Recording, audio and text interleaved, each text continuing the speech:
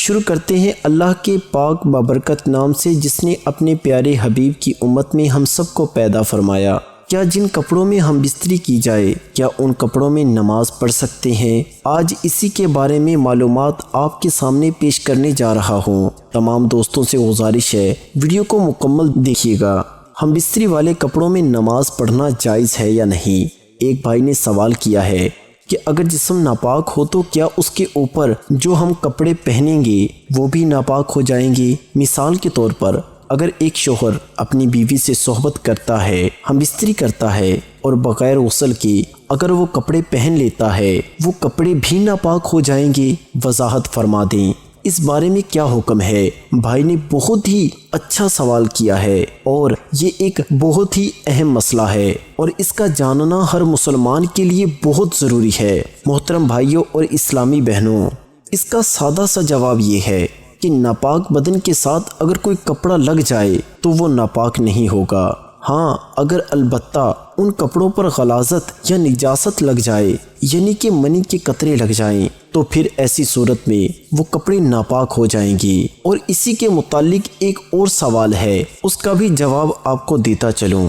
بعض لوگوں کا یہ بھی سوال ہوتا ہے کہ ہم بستری کرنے سے پہلے جو کپڑے ہم نے پہنے ہوتے ہیں یعنی کوئی بنیان وغیرہ پہنی ہوتی ہے تو ہم بستری کرنے کے بعد وہ کپڑے ہم دوبارہ پہن سکتے ہیں یا نہیں؟ یہ بہت سارے لوگوں کے ذہن میں سوال آتا ہے کہ جس جگہ ہم بستری کی جائے یعنی کہ کسی چادر کے اوپر یا چٹائی وغیرہ کے اوپر یا کسی اور کپڑے کے اوپر ہم بستری کی جائے تو ان کا یہ ذہن ہوتا ہے کہ وہ ناپاک ہو جائے گی۔ حالانکہ یہ ایک بہت بڑی غلط فہمی ہے، اس کو دور کیا جانا چاہیے۔ مصنف عبد الرزاق میں احادیث موجود ہے اس حوالے سے کہ حضرت عبداللہ بن عمر رضی اللہ تعالی عنہ سے پوچھا گیا کہ جو شخص کپڑے پہن کر بیوی سے صحبت کرے تو کیا پھر وہ انہی کپڑوں میں نماز پڑھ سکتا ہے؟ تو حضرت عبداللہ بن عمر رضی اللہ تعالی عنہ نے فرمایا کہ گزشتہ رات میں نے جس کپڑوں میں بیوی سے صحبت کی انہی کپڑوں میں میں نے نماز بھی پڑھ لی۔ یعنی کہ کپڑے پاک ہونے چاہیے، یہ نہیں کہ ان کے اوپر منی وغیرہ کے قطرے لگ گئے ہوں تو ایسی صورت میں وہ ناپاک ہو جائیں گے، اور اگر ان کے اوپر نجاست کے قطرے نہیں لگے تو آپ ہم بستری کرنے کے بعد غسل کر کے انہی کپڑوں کو دوبارہ پہن کر نماز پڑھ سکتے ہیں۔ یہ بالکل جائز ہے کیونکہ وہ ناپاک اسی صورت میں ہوں گے جب ان کے اوپر نجاست لگے گی۔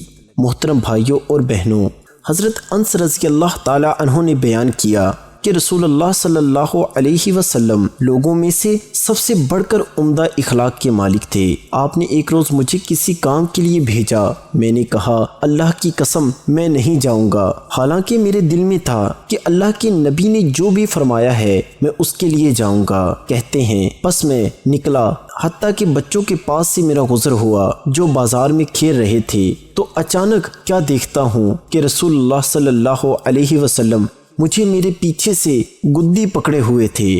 میں نے آپ کی طرف دیکھا تو آپ مسکرا رہے تھے۔ فرمایا انس ادھر جاؤ جہاں کا میں نے تمہیں کہا ہے۔ میں نے عرض کیا جی اللہ کے رسول جا رہا ہوں۔ حضرت انس رضی اللہ تعالی عنہ نے کہا قسم اللہ کی میں نے 7 سال آپ کی خدمت کی ہے یا پھر 9 سال، مجھے نہیں معلوم کہ آپ نے مجھے کسی کام پر جو میں نے کیا ہو کبھی یوں کہا ہو تو نے ایسے کیوں کیا، یا کوئی کام جو میں نے چھوڑ دیا ہو تو کہا ہو کہ ایسے ایسے کیوں نہیں کیا۔ پیارے دوستو، حضرت انس رضی اللہ تعالی عنہ بیان کرتے ہیں کہ میں نے نبی کریم صلی اللہ علیہ وسلم کی مدینہ منورہ میں 10 سال تک خدمت کی ہے، جبکہ میں ایک نوخیز لڑکا تھا۔ میرے سب کام اس معیار کے نہیں ہوتے تھے جیسے میرے حبیب صلی اللہ علیہ وسلم کی خواہش ہوتی تھی۔ اس کے باوجود آپ نے مجھے کبھی اف تک نہیں کہا اور نہ یوں کہا تو نے یہ کیوں کیا اور اس طرح کیوں کیا اور اس طرح کیوں نہیں کیا۔